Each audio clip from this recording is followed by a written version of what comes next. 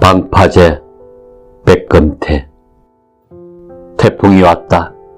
몇십 년 만에 가장 센 위력이라며 매스컴들이 앞다투어 속보를 날렸다. 깊어가는 밤과 함께 윙, 윙. 창문의 울음소리는 점점 더 커져만 갔다. 새벽녘에 잠이 들었다. 수평선 너머에 먹구름이 자욱이 몰려온다. 번쩍이는 불빛과 함께 굉음이 울린다. 조용하던 바다가 울렁거린다. 바다의 억센 소나기에 휘감긴 바람이 썩난 태풍을 부른다. 파도가 방파제를 후려친다. 파도는 기어이 끝장을 볼 듯 한 번, 두 번, 세 번 점점 더 강도를 더해간다. 온 바다의 파도가 합시한 듯 거대한 파도더미가 방파제를 덮친다. 우지직! 방파제가 갈라진다. 뒤이어 내리친 파도에 방파제는 산산조각이 난다. 파도는 허연 혓바닥을 널름거리며 나를 덮친다. 나는 쏘스라쳐 놀라 눈을 떴다. 밖은 아직도 세찬 비바람이 창문을 기어들고 있다. 아버지 돌아가셨다. 현관문을 열고 들어서는 순간 전화벨이 아파트 안의 정적을 갈라놓는다. 나는 그 자리에 주저앉고 말았다. 이럴 수가. 30분 전에 뵙고 왔는데. 퇴근길에 아버지의 병실에 들렀다. 아버지는 평생을 건강하게 사셨다. 꽃불이나 몸살 정도만 어쩌다 가볍게 지나가곤 했었다. 언제까지나 우리 곁에 머물러 주실 것 같았던 아버지셨다. 편찮지도 돌아가시지도 않을 것이라는 믿음도 이제 물거품이 되었다. 흘러가는 세월을 멈출 수는 없는지 정초부터 병 많은 아버지 곁을 맴돌기 시작했다. 병원을 찾는 횟수가 늘어가는가 싶더니 급기야 입원을 했다. 무심하던 자식들은 그때서야 안달이 나서 밤낮으로 들썩거렸다. 하지만 잿불처럼 싸그러져가는 아버지의 생명의 불씨를 다시 지필 아무런 방안도 없었다. 헐떡거리는 숨소리에 가늘게 떨리는 아버지의 깡마른 어깨를 감싸 안는다. 딱딱하게 뭉쳐진 어깨 위로 아버지의 지나온 세월이 모자이크가 되어 짜 맞춰졌다. 어느 추운 설날이었다. 그에는 눈이 유난히 많이 내렸다.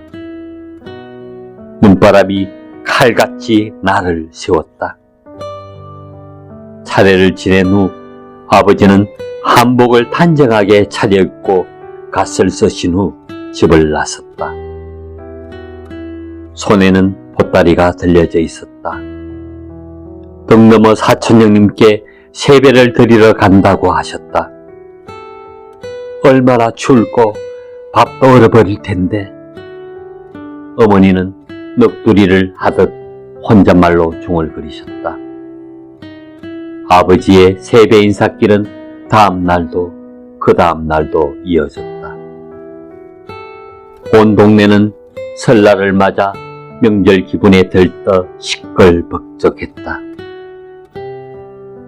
널뛰는 아내들의 치맛자락은 하늘에 펄럭이고 윷놀이꾼들의 고함 소리는 앞산 뒷산을 뒤흔들었다. 그날도 아버지는 두루마기까지 걸치신 후 보따리를 들고 집을 나섰다. 어머니의 걱정스러운 눈빛이 멀어져가는 아버지의 뒷모습에 한참 동안 머물러 있었다. 여느 날과 다름없이 아버지는 땅거미가 내린 후에야 집으로 돌아오셨다.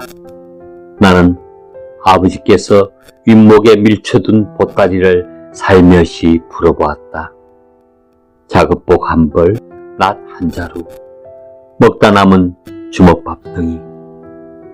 아버지는 매일 산에 나무하러 가셨던 것이다. 명절이었지만 아버지는 자식들의 학비 걱정에 한가하게 쉴 수가 없었다. 남의 눈을 의식하며 한복 차림으로 산에 가실 수밖에 없었던 것이다.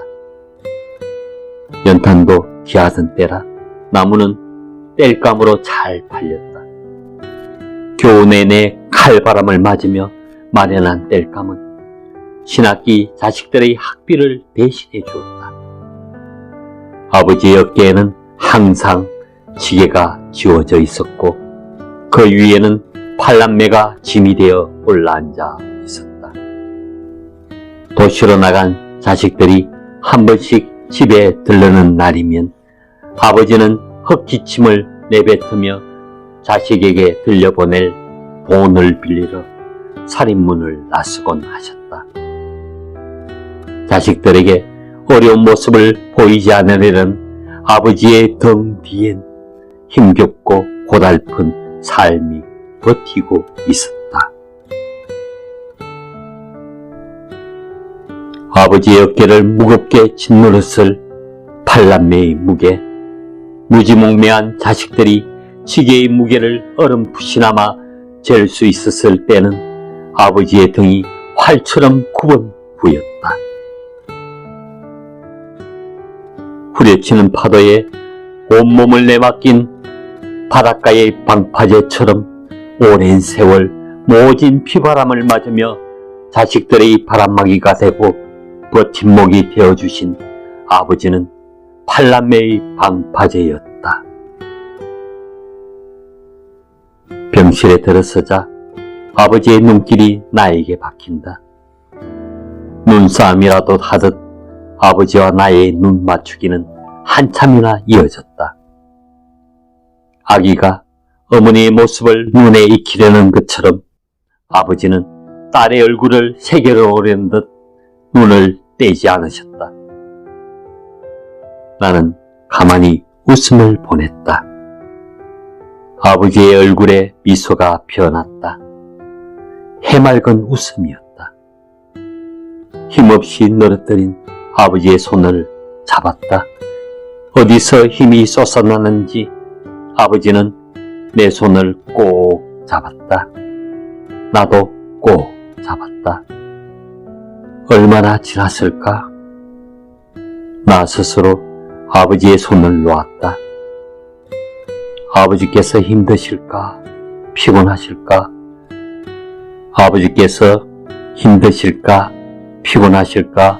염려하며 놓았던 손이 다시는 잡지 못할 손이 되다니 아버지의 손을 놓지 말걸. 못 가시게 꼭 잡고 있을걸.